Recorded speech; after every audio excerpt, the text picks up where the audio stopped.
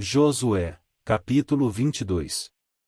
As tribos orientais regressam a Gileade.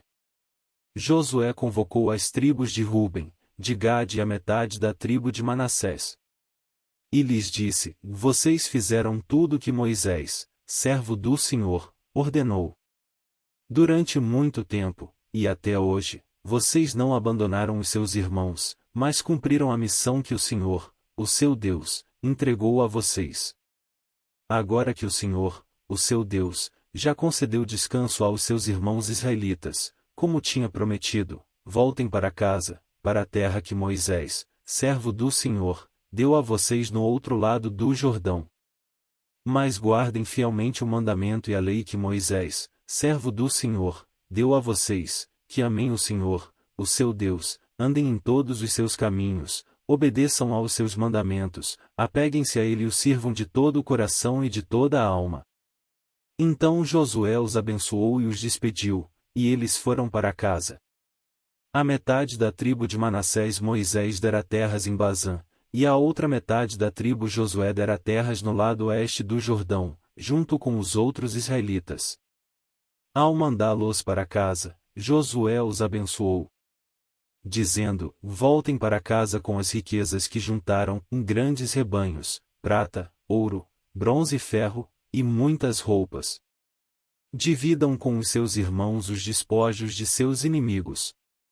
Assim as tribos de Ruben, de Gade e a metade da tribo de Manassés deixaram os outros israelitas em Siló, na terra de Canaã, para voltarem para Gileade, sua própria terra, da qual se apossaram de acordo com a ordem do Senhor, dada por meio de Moisés. Quando chegaram a Gelilote, perto do Jordão, em Canaã, as tribos de Ruben, de Gade e a metade da tribo de Manassés construíram um imponente altar ali, junto ao Jordão. Quando os outros israelitas souberam que eles tinham construído o altar na fronteira de Canaã, em Gelilote, perto do Jordão, no lado israelita, toda a comunidade de Israel reuniu-se em Siló para guerrear contra eles. Então os israelitas enviaram Finéias, filho do sacerdote Eleazar, à terra de Gileade, as tribos de Ruben e Gade e a metade da tribo de Manassés. Com ele enviaram 10 líderes, um de cada tribo de Israel, sendo cada um deles chefe de suas respectivas famílias dos clãs israelitas. Quando chegaram a Gileade, as tribos de Ruben e de Gade e a metade da tribo de Manassés, disseram-lhes: Se hoje vocês se rebelarem contra o Senhor, amanhã a sua ira cairá sobre toda a comunidade de Israel. Assim diz toda a comunidade do Senhor: Como foi que vocês cometeram essa infidelidade para com o Deus de Israel? Como foi que se afastaram do Senhor, construindo um altar para vocês, rebelando-se assim contra ele? Já não nos bastou o pecado de Peor? Até hoje não nos purificamos daquele pecado, muito embora uma praga tenha caído sobre a comunidade do Senhor. E agora vocês estão abandonando o Senhor.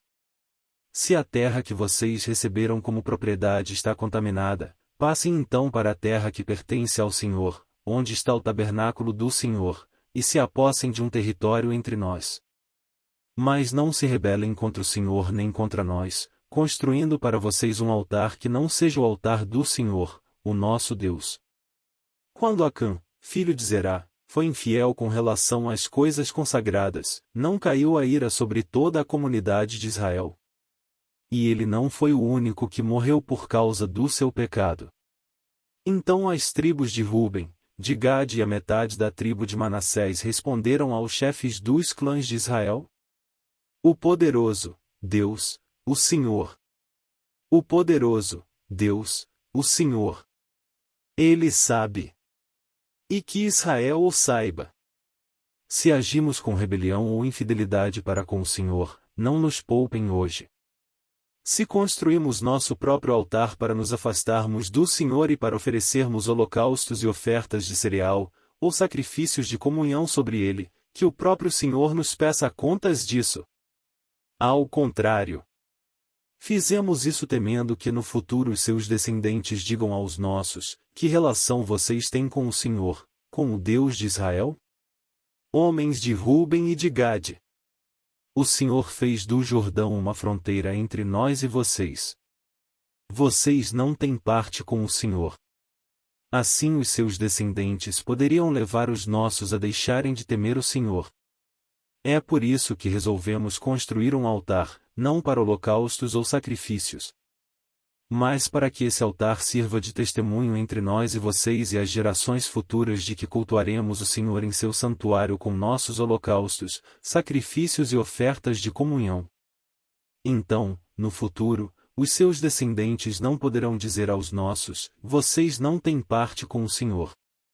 E dissemos: e se algum dia disserem isso a nós ou aos nossos descendentes, responderemos: vejam a réplica do altar do Senhor que os nossos antepassados construíram, não para holocaustos ou sacrifícios, mas como testemunho entre nós e vocês.